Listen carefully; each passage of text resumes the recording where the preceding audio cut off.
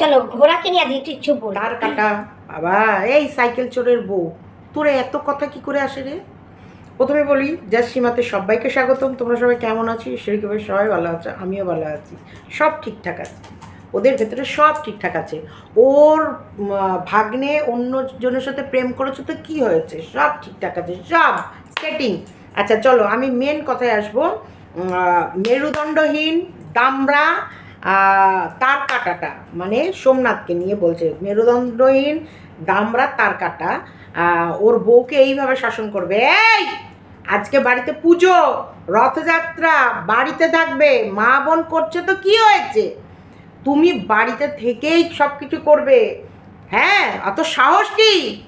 কিন্তু ওই দামড়া তার কাটা, মানে সরি, মেরুদণ্ডহীন তার কাটার, মানে সোমনাথের তো মেরুদণ্ডই নেই।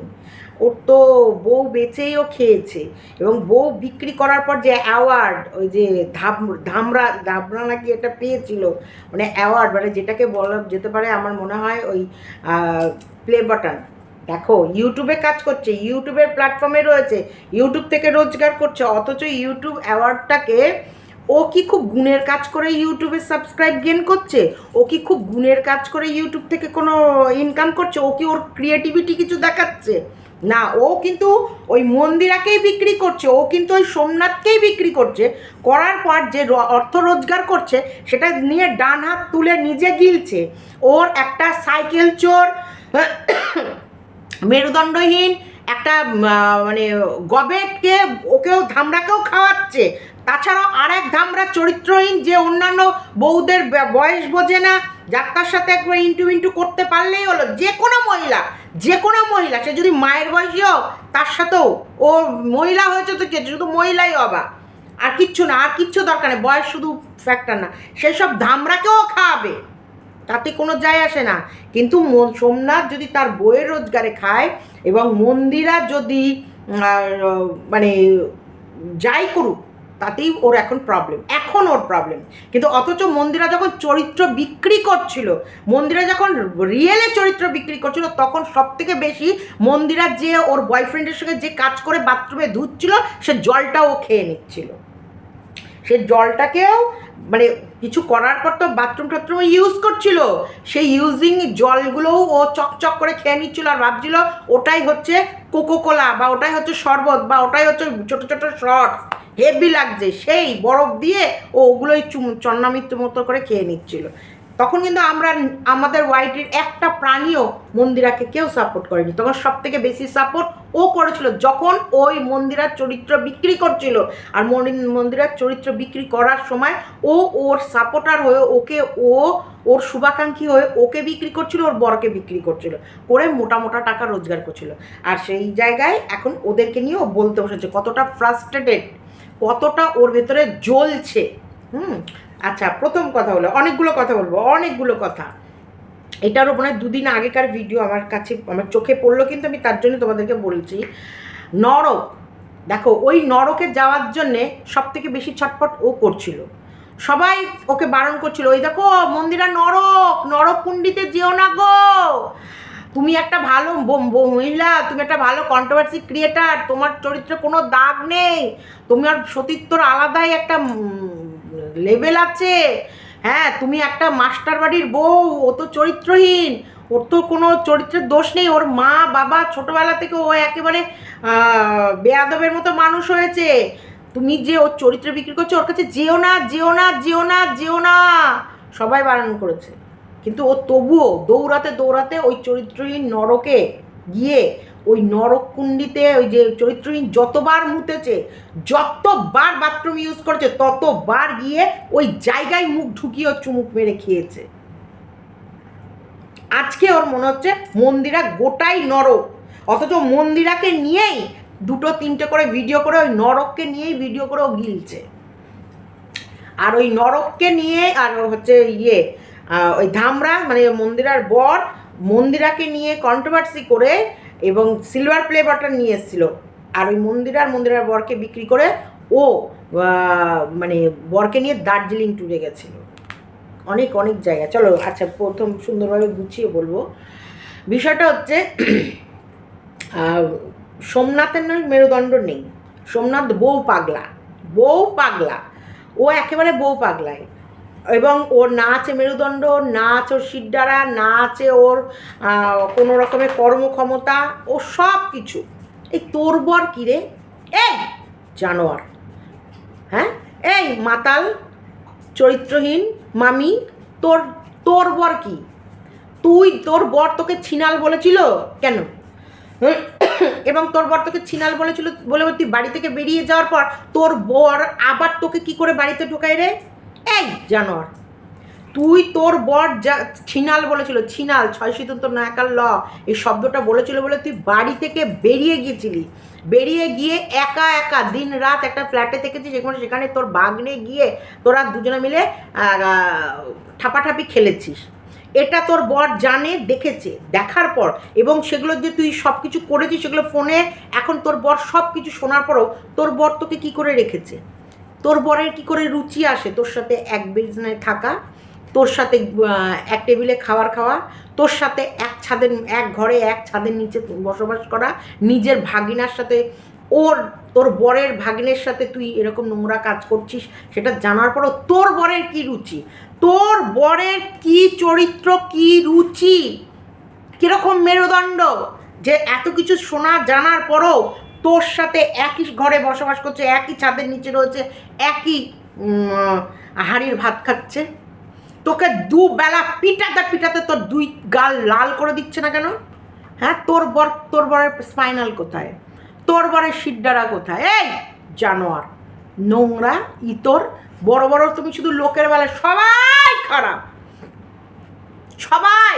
ও যে স্লিপলেস একটা চুড়িদার নাকি টপ পরেছে, আমার ড্রেস নিয়ে কোনো মাথা ব্যথা নেই, কারণ আমার মেয়ে প্রচুর আপডেট ড্রেসই পরে। তুই এই তোর মতো চুড়িদারটা পরে ধর কণিকা যদি বসতো 1-1.5 বছর আগে, ধর কণিকা একটা ভিডিও নামালো বা অন্য কারো বা প্রিয়া বা অন্য কেউ, তোর তো গাঁটটা ফেটে যেত। তোর যে তলার ওখানটায় যেখানটায় তোর ভাগিনা দিনরাত হেডফোন গুজে রাখে, সেখানটা তো তোর জ্বলে পুড়ে উঠতো যদি তুই এই ড্রেস যদি অন্য কাউকে পরে ভিডিও করতে দেখিস।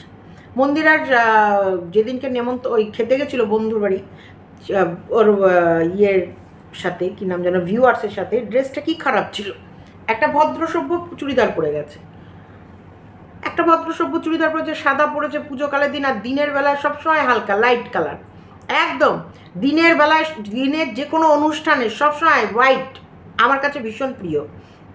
দিনের যত প্রোগ্রাম হবে, রাতের প্রোগ্রাম মানেই ডার্ক আর দিনের প্রোগ্রাম মানেই লাইট, এটুকুও কমন সেন্স নেই না? এটুকুও কমন সেন্স নেই।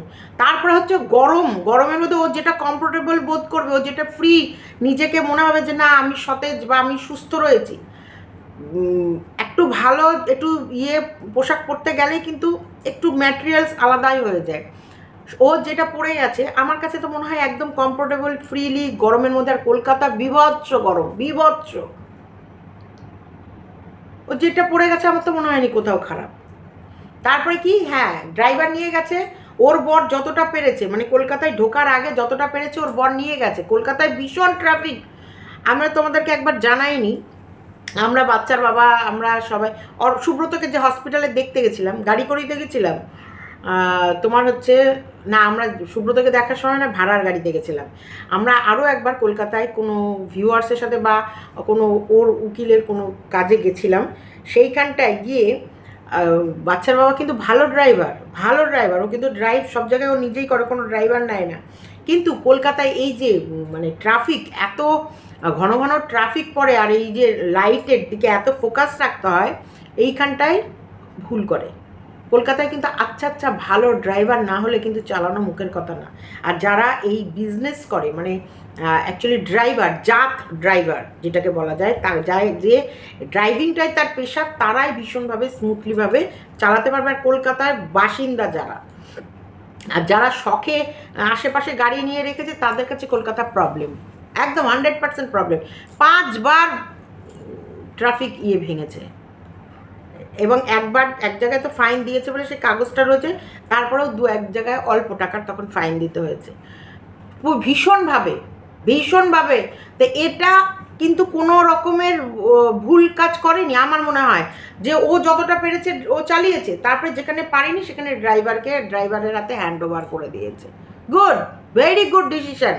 এটা আমি বলবো তো, ও ট্রাফিক নিয়ম ভাঙার থেকে, একটা অ্যাক্সিডেন্ট হয়ে যাওয়ার থেকে, ভুলভাল কিছু করার থেকে, কারণ সোমনাথ ভীষণ তাড়াতাড়ি নার্ভাস হয়, সেই ক্ষেত্রে ওরা রিস্ক না নিয়ে যে একটা ড্রাইভার নিয়ে যায়, তারপরে এই আচ্ছা ড্রাইভাররা কলকাতার ভেতরে চলে যাওয়ার পর সেখানেও গোল গোল ঘুরতে হয়। আমি পিজিতে ব্রিজ থেকে নেমে, ব্রিজ থেকে নেমেই কিন্তু ডান দিকে বাঁ দিকে ঘুরে গেলে পিজি, কিন্তু তোমাকে ওয়ে করে দেবে সোজা, তুমি এইদিকে ঢুকতে পারবে না। এমার্জেন্সি পেশেন্ট না হলে তুমি এইদিকে ঢুকতেই পারবে না। অ্যাম্বুলেন্স যদি হয় সে ঢুকতে পারবে, তুমি কিন্তু ঢুকতে পারবে না। সেই পিজিতে ঘুরে ঢুকতে হয় বিশালভাবে। আমরা পলিক্লিনিক পিজিতেও গেছি, সে এই নাকের ডগে আমরা দেখতে পাচ্ছি, কিন্তু তুমি ঢুকতে পারবে না, সেটা ঘুরে। আর এটা যদি মানে যারা পোক্ত না হয় তারাই কিন্তু গড়বড় করে ফেলবে, আর তোমার 1 সেকেন্ডের মধ্যে অ্যাক্সিডেন্ট হবে, কারণ তোমার পেছনে হাজার হাজার গাড়ি কন্টিনিউ দাঁড়িয়ে আছে। তুমি ভুল ব্যাক নেবে, সাথে সাথে অ্যাক্সিডেন্ট, সাথে সাথে ফাইন, সেখানেই পুলিশ তোমায় দাঁড় করিয়ে দেবে। এর থেকে তো আমার মনে হয় সব থেকে ভালো জিনিসই হচ্ছে গুড ডিসিশন, ও জিনিসটা ড্রাইভারটাও নিয়ে নিয়েছে। এটা চলে গেল, ড্রেস চলে গেল, ড্রাইভার নেওয়া চলে গেল। মানে আমি বলবো ঘোড়ার সারা গায়ে মনে হয় বিচুটি পাতা লাগানো আছে। ও মন্দিরার এভরিডে প্রত্যেকটা জিনিসের ভালো কিছু দেখলে ওর গায়ের ভেতরে কুট কুট কুট কুট করতে থাকে, চুলকাতে থাকে, জ্বলতে থাকে, পুড়তে থাকে। ও কতটা জ্বলা পোড়া, অথচ এর বাড়িতে বসে বসে ও গিলেছে, এর সাথেই ঘন্টার পর ঘন্টা গল্প করেছে, এর সাথেই উঠেছে বসেছে, একে দেখিয়েই ইনকাম করেছে, এর সাথেই রিলস করেছে, এর সাথেই জড়াজড়ি করেছে, এর সাথেই হামলাহামলি করেছে, এর সাথেই গড়াগড়ি করেছে, এর বরের সাথে, মানে এর বরকে ওর বরের সাথে মিলিয়ে দিয়ে একবারে বন্ধু করে ফেলেছে। কি করে তোরা ভেতরে এত হিংসা রেখে, তুই ভেতরে এত জ্বলা পোড়া, এত হিংসা রেখে কি করে মিশেছিস মানুষের সাথে? কি করে? মানে একটা মানুষের সাথে এত ডিপলি মেশার পর তারপরে তাকে নিয়ে এত ফ্রাস্ট্রেটেড। দেখো, আমি বাচ্চার বাবা শব্দটা বেরোতেও আমার কিন্তু বহুদিন লেগেছে। তাছাড়াও অনেকে বেইমান অনেক কথা বলেছে, আমি কিন্তু মুখ থেকে বের করতে পারিনি। ভাইটা, তোমরা অনেকে বলছো না সীমাদি তুমি আর ভাই ডাকবে না, তখন আমি বললাম ঠিক আছে বাচ্চার বাবা ডাকবো, এর বাইরে আমি তাকে কোনো খারাপ সম্বোধন আমি করতে পারবো না। আসছে না ভেতরে বাচ্চা, আমার অন্তর থেকে তো একটা মানুষের প্রতি ঘেন্না বা রাগ আসবে তারপরে তো। কারণ আমি যদি তোমাকে একবার ভালোবাসি, তারপরে আমি তোমার প্রতি খারাপ ফিলিংস আনতেই পারবো না। নোংরা, কূট, এত হিংসাত্মক মনোভাব, এগুলো আমার দ্বারা হবে না। এগুলো আমার ভেতরে, আমার এই যে ব্লাড চলছে না, এই যে ব্লাডের ভেতরে আমার নেই, কিন্তু ওর ভেতরে আমি দেখি শুধু ফ্রাস্ট্রেটেড এবং হিংসাত্মক মনোভাব। একটা মানুষের প্রতি একটা মানুষের কতটা হিংসা থাকতে পারে, কতটা রাগ। ও মন্দিরা কি খেলো, কোনটা ওর মেয়ের জন্য রাখলো, কোনটা ওর মাকে দিল, সব কিছু নিয়ে ওর মাথা ব্যথা। অবশ্যই আমার বাড়িতে অনেক রকম প্রসাদ এসেছে, অনেক রকম, তার ভেতরে আমি যেটুকু খাবো আমি সেটাই তো নেব, বাদ বাকি যেটা আমি খাবো না সেটা তো আমি বলবো তাহলে তোমরা যদি খাও তোমরা খেয়ে নাও। এখানেও ভুল কোথায় আমার কাছে বলো, এখানেও ভুল কোথায়? তার ভেতরে ওর মেয়ে ছোট, মন্দিরার মায়ের কাছেও মন্দিরার মেয়ে প্রিয়, মন্দিরার কাছেও মন্দিরার মেয়ে প্রিয়। তাহলে সেই জায়গায় যদি ওর নাতনির জন্যে, মন্দিরার মেয়ের জন্যে, আর মন্দিরার মা তার নাতনির জন্যে ও ফেভারিট, ধরো পায়েস, অনেক সময় বাচ্চারা পায়েসটা খেতে ভালোবাসে, আমাদের বাড়িতেও পায়েস এলে মাম্পি অর্কর জন্যই রেখে দিলাম।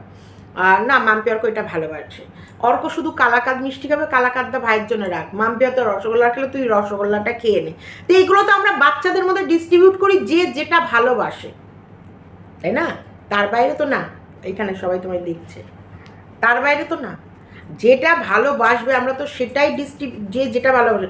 আমার মেয়ে এটা ভালোবাসে মা, তাহলে তুমি আমার মেয়ের জন্য এটা সরিয়ে রাখো, আর আমি এইটুকুই খাবো, তারপর তোমরা যদি মনে করো তোমরা খেয়ে নাও। এটাতে হয়ে গেল ওর মা ডাস্টবিন, এটাতে মন্দিরার মাকে বানিয়ে দিল ডাস্টবিন।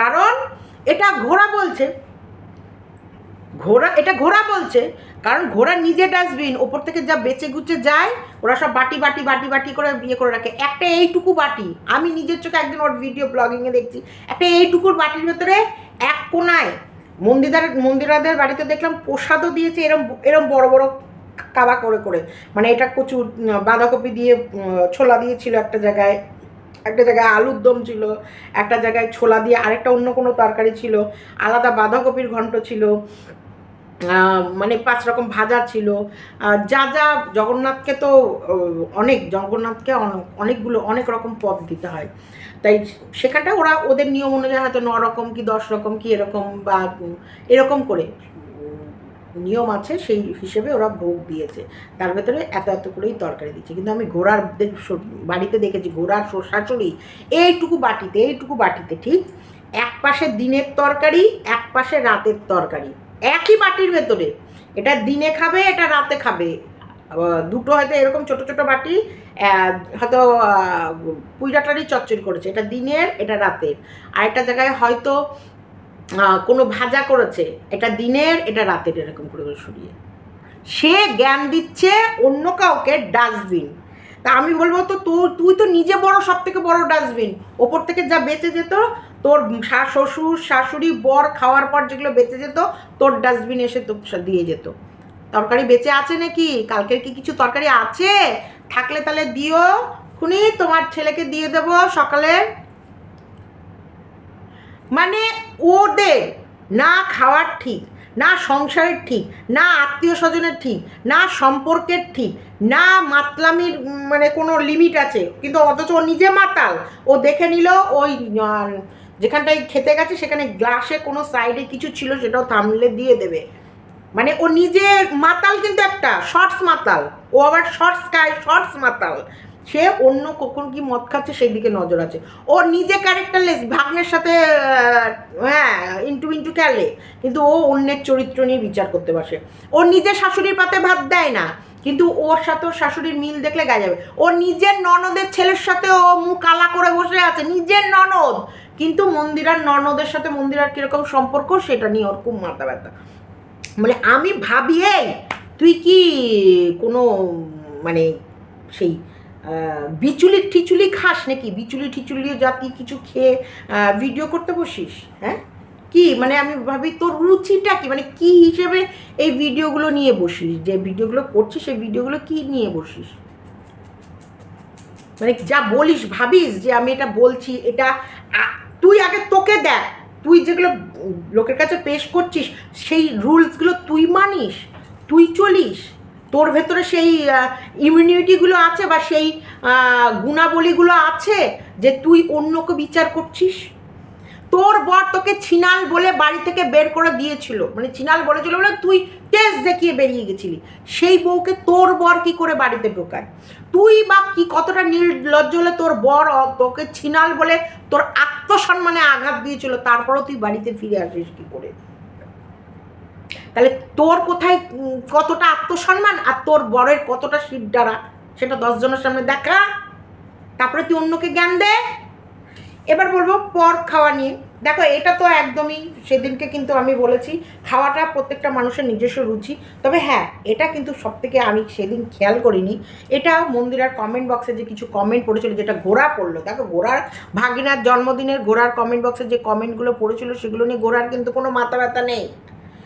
ঘোড়ার ভাগিনার জন্মদিন পালন করাতে যে ঘোড়ার কমেন্ট সেকশানে যেসব কমেন্টগুলো পড়েছিল সেগুলো নিয়ে ঘোড়ার জাস্ট ফর ডোন্ট ওয়ারি, কোনো মাথা ব্যথা নেই, কিন্তু মন্দিরার কমেন্ট বক্স নিয়ে ঘোড়ার একদম জ্ঞানের নারী টনটন করছে। চলো এবার আমি বলি মন্দিরার পুজোকালে, হ্যাঁ বা যারা ব্রাহ্মণবাড়ি এবং বাড়িতে যারা এত নিষ্ঠা করে পুজো হচ্ছে ওই দিনটা ওরা না বাঁচলেও বাঁচতে পারত খুব, এটা একদম আমি তার সাথে সহমত যে এই কমেন্টটা লিখেছে যে অমুক দিন মানাটা ওদের জরুরি ছিল, যেহেতু বংশের পুজো, যেহেতু বাড়ির পুজো, যেহেতু ওদের সেই দিন ওরা বাইরে একটু সেই দিনটা ক্যান্সেল করে পরের দিন করতেই পারতো বা 2 দিন পর করতেই পারতো, মাছ মাংস খাওয়া ঠাওয়া নিয়ে এগুলো নিয়ে বা ও কি খেলো না খেলো, ওর কোনটা রুচি এলো কোনটা এলো না এটা নিয়ে না, কিন্তু আরও বিশেষ করে ও যখন ভিডিওতে ওসব দেখাচ্ছে সেই জায়গায় ওদের বাড়িতে পুজো, চক্রবর্তী, তারপরে ওর শ্বশুর পুজো করে বেড়ায়,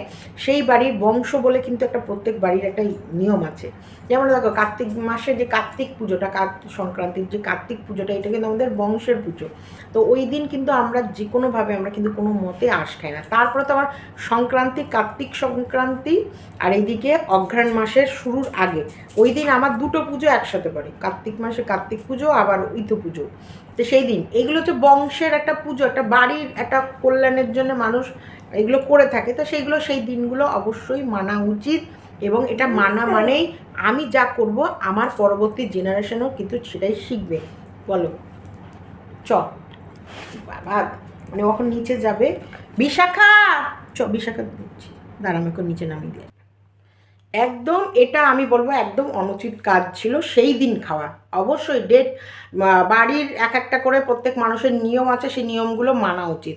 আমরা অঘ্রাণ মাসের, আমি গোটা অঘ্রাণ মাসের রবিবার আমাদের বাড়িতে কিন্তু মাংস আসবেই না, এবং শুধু আমার বাড়িতে আসবে না, না আমি কোনো অনুষ্ঠানেও যাব না, এবং আমি কোথাও গিয়ে খাবো না কোনো মতে। আমাকে অঘ্রাণ মাসের কোথাও আমাকে কেউ নেমন্তন্ন করলে, আমি যত বড় নেমন্তন্ন হোক, যত কাছের রিলেটিভ হোক, আমি যাব না এবং আমি খাবও না। গোটা অঘ্রাণ মাসটা আমি মানি, মানে রবিবারগুলো 4টে, এবং আমাদের বাড়িতেও সবাই ওই আমার দেখতে দেখতে ওরাও শিখে গেছে, ওদের ভেতরেও ওটা রবিবারটা আমরা খাই না।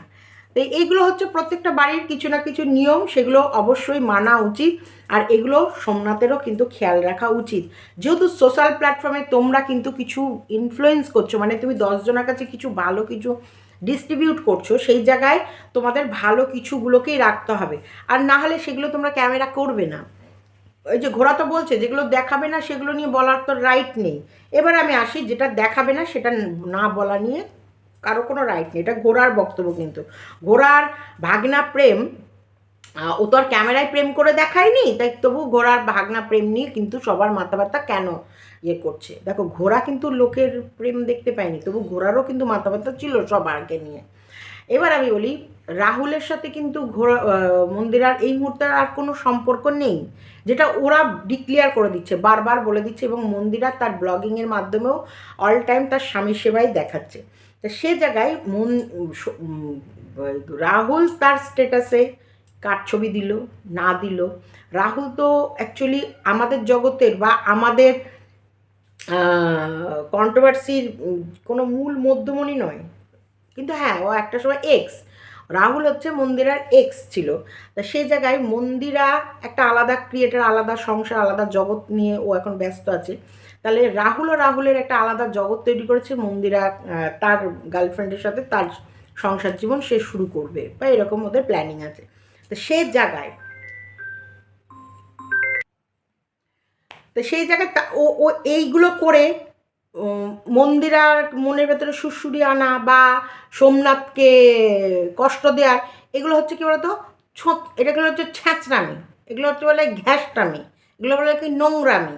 এগুলো হচ্ছে যাদের ভেতরে শুধু অন্যের সংসার ভাঙার প্ল্যান থাকে, তারা এগুলো করে।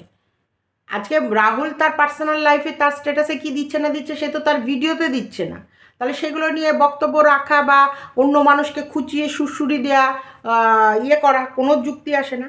এবার তারপরেও আসি পরিচয় নিয়ে, যে ঘোড়া ভিডিওতে শুরুতে বলল যার সাথে অ্যাকচুয়ালি মন্দিরা সোমনাথ দেখা করতে গেছিলো, সেটাকে ওর ধারণা এটা হচ্ছে সেই দিদি, যে দিদি ক্যান্সার হয়েছিল, এবং হ্যাঁ ওই দিদি সোমনাথকে কিন্তু হেল্প করেছিল, যে সময় মন্দিরা মোটামুটি সবই নিয়ে চলে গেছিলো। সোমনাথের কাছে সংসার চালানোর মতো কিছু ছিল না, কারণ 1 মাস পর তো ইউটিউবের টাকা তো ওর অ্যাকাউন্টে 1 মাস পর ঢুকবে, তা 1 মাস হয়েছিল না, কিন্তু সেই সময় কিভাবে চালাবে। তখন ওই দিদি বলেছিল আমি টাকা পাঠাচ্ছি তুমি চালাও। এখন সে আমেরিকায় এক দিদি, সেই দিদির হচ্ছে ক্যান্সার হয়েছিল, এটা আমরা সবাই জানতাম, এবং সেই দিদি যে এই দিদি, আমরা কিন্তু এটা এত আমাদের কিউরিসিটি নেই মানুষের লাইফে। অ্যাকচুয়ালি মানুষের লাইফ নিয়ে আমার বিশেষ করে পার্সোনালের ভেতরে নিয়ে কোনো কিউরিসিটি সেভাবে নেই, কারণ তার লাইফে সে কোন ভিউয়ার্স এসেছে এবং কি খাওয়ালো, সেই ভিউয়ার্স কেন দেখালো না, মন্দিরা সোমনাথের চ্যানেলে কেন মুখ দেখালো না, কারণ ওর চ্যানেলে দেখায় না, তার কারণ ও তো একটা কন্ট্রোভার্সি ক্রিয়েটার, যোগ্যতে করে ডাহা দজ্জাল, এই কারণে। কিন্তু এরটাই দেখালো না, কারণ এটা ডেলি ব্লগ, তোর ভয়ে দেখালো না, তোর মতো পিচাসের ভয়ে দেখালো না, কারণ ও জানে ও যদি ওর ক্যামেরায় তোকে ওদের যাকেই দেখাবে তাদেরকে নিয়ে তুই জ্বলে পুড়ে মরবি এবং তাদের গুষ্টির পিণ্ডি চটকে তুই 3 বেলা গিলবি তোর কারণে। তোর মতন একটা অপদার্থ, একটা বেয়াদব অসভ্য ইতরের কারণে ও মুখটা দেখালো না। এবং এইরকম আমাদেরও কিন্তু আমার বাড়িতেও দেখেছেন না, অনেক সময় অনেকে আসলে আমি ক্যামেরায় দেখাই না, বা অনেকে কিন্তু চায় না, ক্যামেরা ফ্রেন্ডলি হয় না। অনেকে তো কমেন্ট বক্সের কমেন্ট নিয়েও তুমি যদি বেশি অন্যকে কচলাকচলি করো তখন তারা কমেন্ট করতেও বিরক্ত বোধ করে। এটা এটা হচ্ছে এগুলোকে বলা হয় নিজস্ব প্রেস্টিজ, যে বা নিজস্ব সেলফ মানে ইয়েকে বজায় রাখা, যে তো আমি ভালোবাসবো ঠিকই তোমাকে, কিন্তু ফোকাস মানে ফ্রন্টে নয়, আমি তোমাকে অন্তর থেকে ভালোবাসবো। ক্যামেরায় দেখিয়ে ভালোবাসা আমাকে বাঁচতে হবে না, তোমাকে আমি ভালোবাসবো অন্তরের ভালোবাসা। এটার জন্য না তোমাকে আমায় ক্যামেরায় দেখাতে হবে, না আমাকে নিয়ে তোমায় কোনো প্রশংসামূলক ইয়ে করতে হবে। আর যারা আসে তারা মানে জানে যে আমি যাওয়ার পরেও কন্ট্রোভার্সি হবে, সব কিছু তারা ফেস করবে বলে আসে। আর যারা আসে না তারা কি করে, নিজের আত্মসম্মানকে বাঁচিয়ে রাখার চেষ্টা করে। এই যা, দুটোর মধ্যে আমি বলছি, একজন হচ্ছে লড়াকু মানুষ, যে জানে যে আমি এর সাথে মুখ দেখানোর পর আমাকে নিয়ে যা নয় তাই করবে, সব কিছু জেনে বুঝেই আসে।